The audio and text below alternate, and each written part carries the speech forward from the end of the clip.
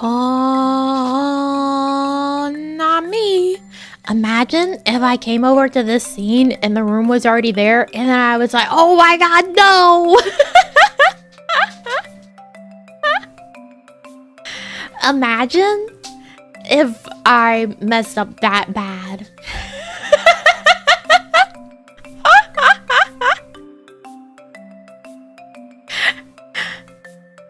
How's everyone doing today? How's it going? Restart the stream, you gotta do that now? Alright, bye!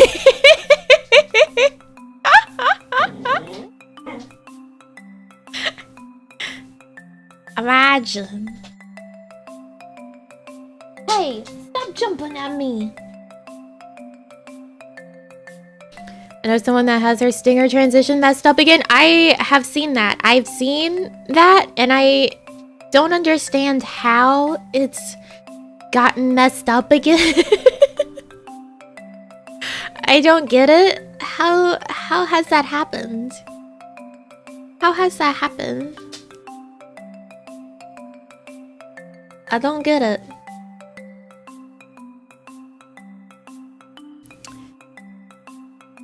The thing is, I could 100% see that happening. Well, yes. Because we know me, I don't clean up my messes on OBS. I'll make a mess and then I'll come in the next day and be like, damn, who trashed the place?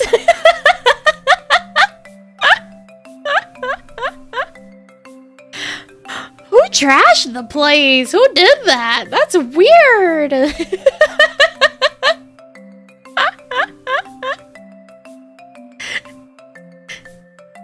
So weird.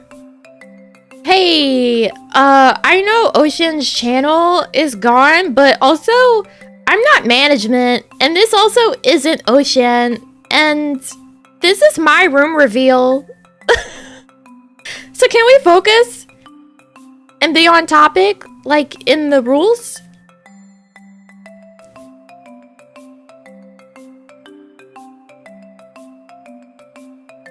Thank you.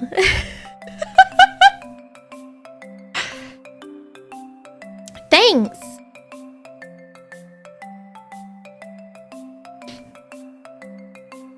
Because I think a lot of people have seemed to have forgotten the rule, especially about don't bring up other streamers.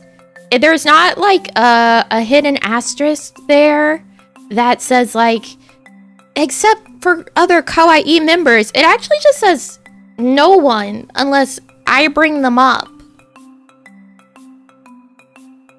Right? You've had your grace period. Do it more and it's gonna be timeouts from now on. Okay? I get people are excited, but my rules are my rules. Please respect them. Please read them. Please follow them.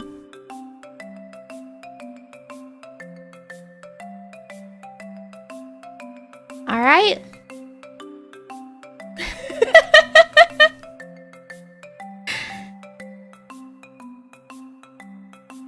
May we mention Squirrel? Yes, of course. This is partially her stream as well, as we all know.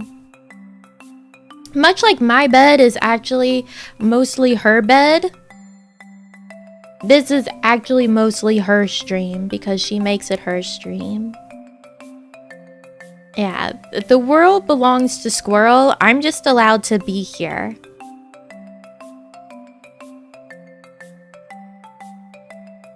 Another fun thing. My whole family is home today. I wasn't expecting that because I forget holidays exist. So my whole family is home today.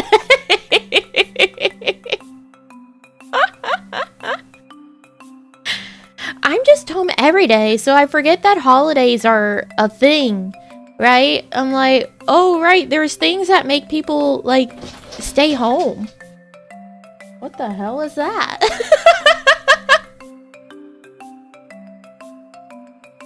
Yeah, it's Labor Day or whatever. It's Labor Day or whatever. Was that Squirrel? I think something hit my door and made Squirrel, like, jump up. I don't know what that was.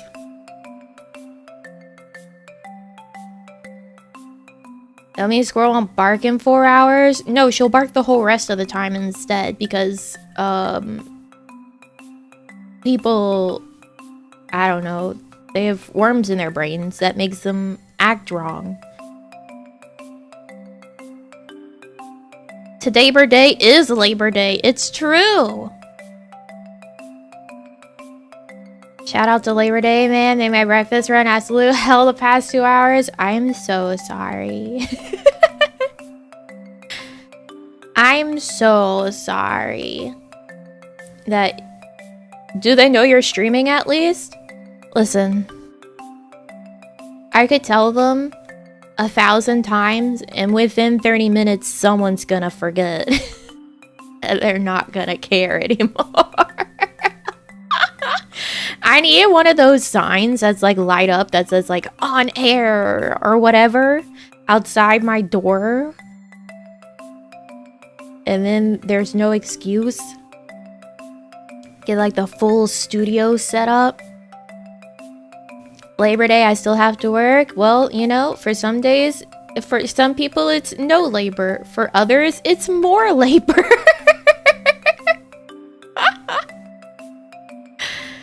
Especially if you work retail. A tie on the door. Yeah, I'll put the old sock on the door. The old do not disturb. A danger sign that blinks when you stream? That's it. That's me. Danger. Danger. Danger. There's a crazy person inside. 10 years of retail management didn't leave me bitter at all? No, definitely not. Picture of you putting your dukes up. I'm fighting in here. I'm fighting for my life. I'm fighting for my life. Please understand. Danger, Will Robinson. Danger. Better head off. Thank you for coming by. Please rest well. Custom neon lighting. You see this light? Time to shut up. That would probably be expensive to get as a custom light. That's Tuesday weary. When I'm fighting for my life. Do we stall? Is that what we do? Do we stall? Is it our time to do the VTuber, like, stall your reveal for 40 minutes?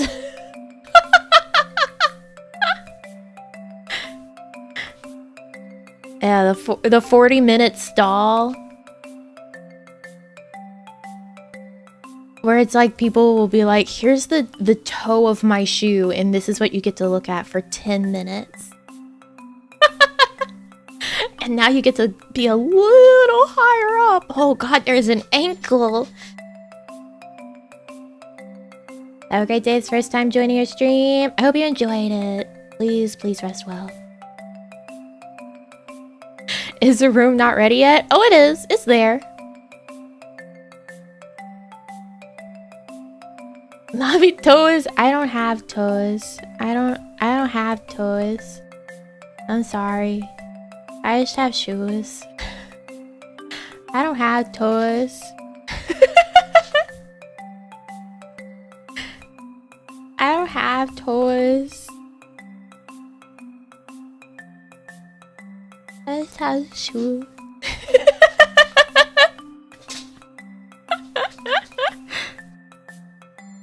I don't have toes. At least you have a nose. I do have a nose. I have the other O's. I have a nose, but not toes. Long boots. Yeah, my boots socks. My boot socks.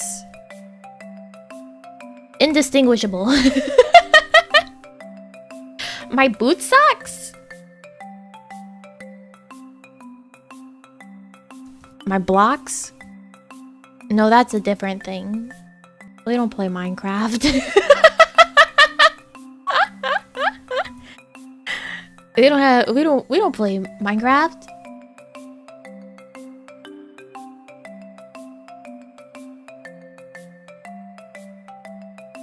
Don't even know how you put those boots on. They're so tight. They're definitely not coming on. I don't know. They're a mystery. If you had your way, would you change the boot socks or ditch the hat? Get rid of the fucking hat. I ditch the hat in a real way because I have to do this in game and then be like, all right, then zoom out to fit my stupid hat.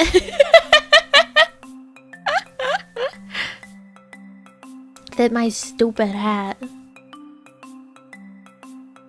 Hat's nice though. It's a hindrance. It's a hindrance to me. I see other people and they'll have like these big horns on their head and I'm like, man, I know that struggle. Because if you don't want it to be cut off and look silly, you gotta really squanch yourself down to fit in it.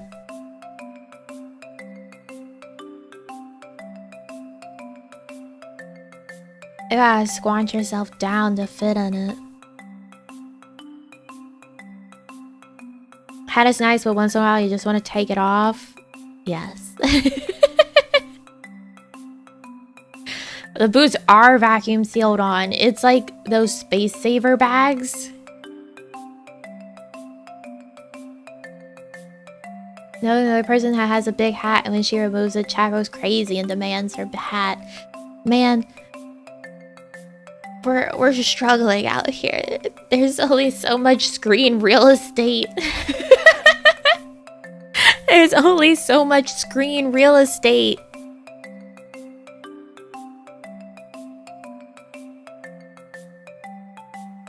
Love your model. Thank you. Did you take your hat off once? Yes. By force. By force.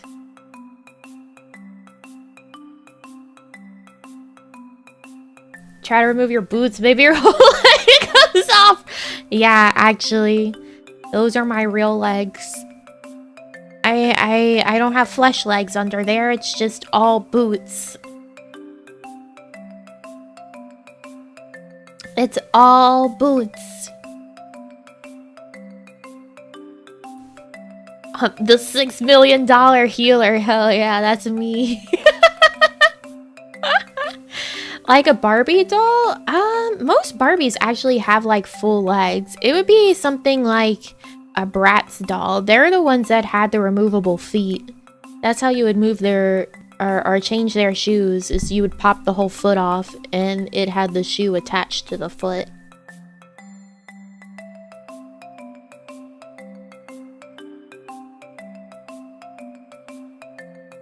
Naomi was born with her outfit molded onto her. She cannot take it off or it has become one with her skin. You know, I do move in a rather like limited doll way. Didn't Brass get sued out of existence? Nope, they still exist. They're still here. They're still around. I don't have all the articulated joints of those fancy Monster High dolls. I'm the old school doll where you try to bend my knee a little bit and it sounds like you're cracking. Like you're cracking their bones apart.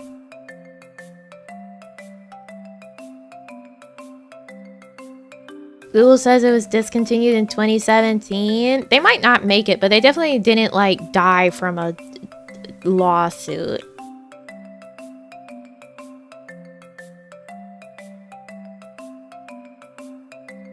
Only thing your arm can do is go up and down. Yeah, exactly. Yeah. I wave and it's just like,